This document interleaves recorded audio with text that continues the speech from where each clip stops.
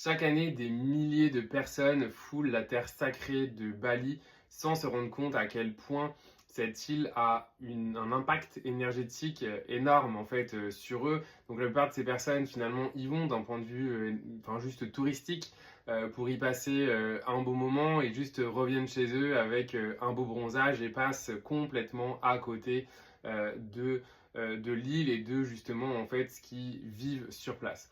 Bali, dans un point de vue de géobiologie, eh bien, joue comme le chakra mondial de la purification au niveau mondial.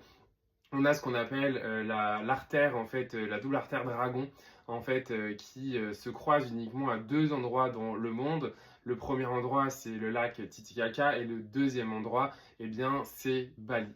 J'y ai passé plusieurs mois, justement, à y vivre, à explorer l'île, à y faire également des recherches, parce que j'étais vraiment intéressé à aller au-delà, en fait, de cet aspect touristique et comprendre tout simplement d'un point de vue géobiologique, d'un point de vue énergétique, ce que Bali en fait, enfin comment Bali agissait sur les gens en fait qui foulaient tout simplement cette terre.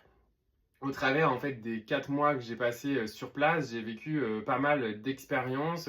Je suis allé justement dans différents lieux jusqu'à tomber en fait sur certaines recherches, dont notamment celle de Robert Kuhn qui est en anglais, qui a écrit un livre qui s'appelle Earth Chakra, donc les chakras en fait de la Terre. Et dans ce livre, j'étais vraiment tombé des nues parce qu'il parlait de Bali. Il parlait en fait également de certains endroits sur Bali, ok, donc il y avait 6 endroits. Et en fait, ce qui était vraiment hallucinant, c'est que lorsque je suis arrivé à Bali, j'avais pour objectif en fait d'aller à Ubud. C'était vraiment ce qui était prévu initialement et intuitivement, je ne savais pas pourquoi je me sentais appelé à aller en fait sur Uluwatu, donc vraiment au sud-ouest de l'île. Et donc, bon, j'ai écouté mon intuition, je suis allé à Uluwatu, ensuite je suis retourné à Ubud.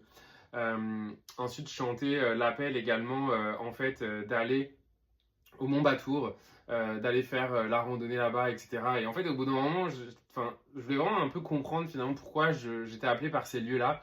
Et donc, en fait, quand je suis tombé sur ces études de Robert Kuhn, il parlait vraiment en fait de 6 lieux à faire dans un certain ordre. Et en fait, ça m'a fait halluciner parce que eh bien, j'avais fait intuitivement ces 6 lieux-là. Et donc, j'ai vraiment, en fait, basé sur mon expérience, les recherches que j'ai faites et les informations que j'ai reçues, eh bien, j'ai écrit un livre qui s'appelle L'appel de Bali, donc guide de voyage conscient et astrocartographique. C'est un guide que j'ai écrit pour partager, en fait, justement, ces lieux.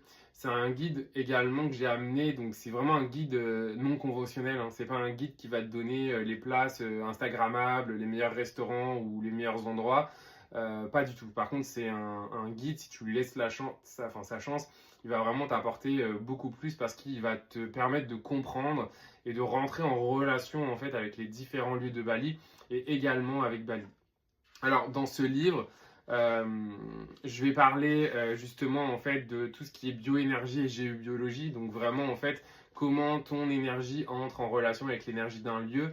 On va parler justement par exemple des lignes telluriques, du chakra mondial de la purification, des deux grandes artères dragons, des protocoles également de connexion au lieu et de manière sécuritaire, ça c'est vraiment important.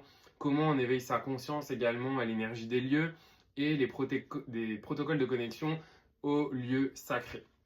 D'accord. Ensuite, on va rentrer dans la partie 2 sur la voie de la purification. Donc, c'est vraiment en fait, l'enchaînement des 6 lieux à visiter avec justement des protocoles pour s'y connecter en conscience. Donc, en fait, les 6 lieux, on va avoir Uluwatu, on va avoir le mont Batour, on va avoir le mont Agung, on va avoir Tirtha Temple, on va avoir le mont Batukaru et enfin le mont Merbuk. Donc ça, c'est les 6 lieux et dans le livre, je décris vraiment en fait les 6 lieux, les spécificités de ces 6 lieux et comment ils interagissent avec toi et vraiment en fait ce que tu peux en retirer en fait d'une certaine manière. Et enfin, la partie 3, c'est tout ce qui est en lien avec l'astrocartographie et l'astrologie, donc vraiment basé en fait sur ton thème astrologique à toi.